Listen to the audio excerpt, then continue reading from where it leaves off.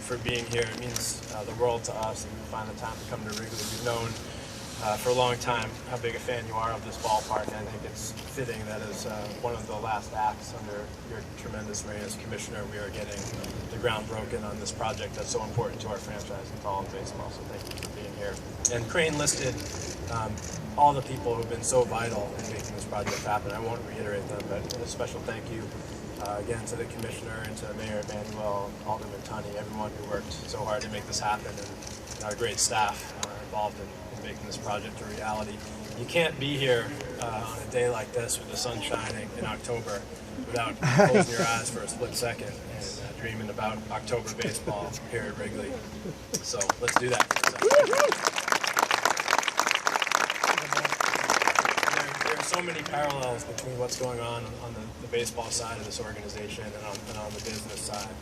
And as we make a transition on the baseball side from a mode where we've been rebuilding and just out there to find talent, accumulate as much young talent as we can, we're making the transition now into a place where we can start to be really competitive and make October baseball here a reality. The building of championship teams really begins in earnest.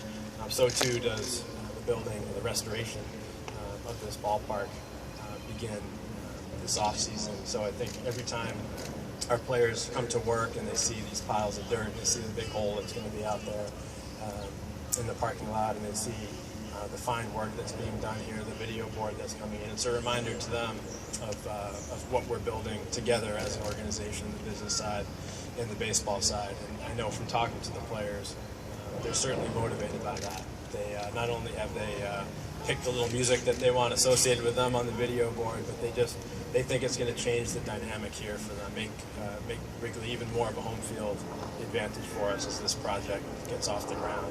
And I think it truly does, in ways that really matter, help make us more competitive. Many of you have seen, but some of you probably don't know what our players go through on a daily basis with the grind of 162 games in this charming but very old clubhouse and very small clubhouse that they have to deal with.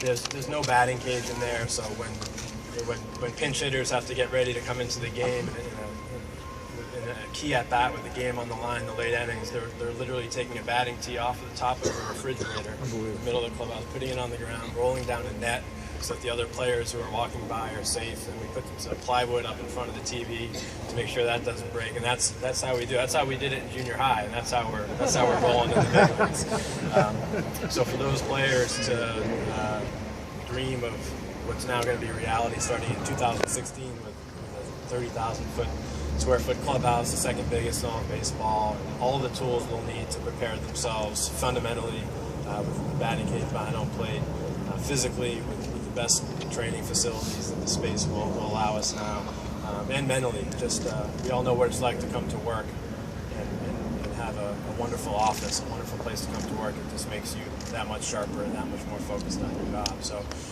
not to mention, obviously, the new revenues that will be associated down the line with the restored Wrigley, which makes our job that much easier to round out this homegrown core we have and field a championship team. So I thank everyone involved in this project. We couldn't be more excited to put a team on the field in this wonderful, soon-to-be restored park, so we can be here again sometime really soon in October watching the baseball game together at this park. Thanks very much.